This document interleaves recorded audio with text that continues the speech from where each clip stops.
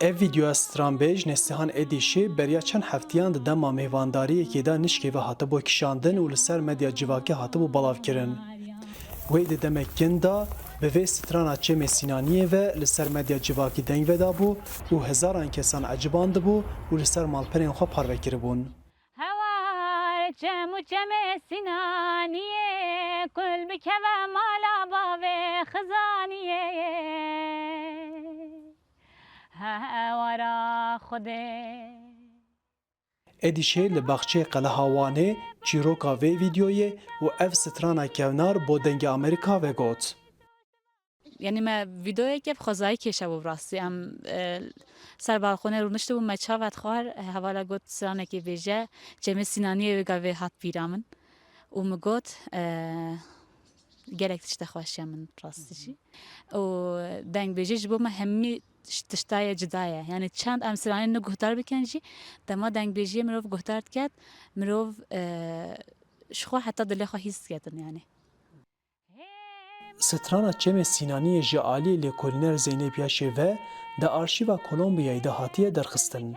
Li gor lêkolîner Yaşê, ev stran beriya 108 salan ji aliyê hunermendê Suryanî Xosrov Malool ve hatiye vegotin û strana herî kevnara Kurdî ku cara yekê li ser plaqekê hatiye tomarkirin.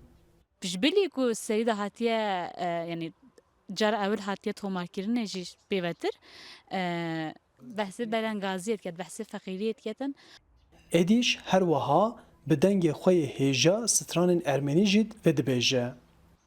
Yelatani tapkelatsi Langov zargiz yertebatsi Gulom tuncel salatsi Êdîş ku li zanîngeha Wanê beşa muzîkê dixwîne û ev sê çar sal e wek profesyonelî jî di nava koma Aryenê de cih digire, dixwaze bi taybet ser stranên Kurdî û zimanên dinên rojhilata navîn bixebite. Zimanekî dî jî zimanekî rojhilata navîn bêjim ew ziman jî ew muzîk jî de dengê me yetin. Ji xwe ez ê dengbêjiya jî bêjim, bilez hez kem hindik muzîkê dî jî bikem yani. Êdîş ku piştî hêza medya civakî û xwestekên şopînerên xwe yên bo stranên kevnar dît, ew di hewil bide ku li gel xebatên xwe yên akademîk li gor daxwazên guhdar û şopîneran jî tev bigere. Arif Aslan, Dengê Amerîka, Wan.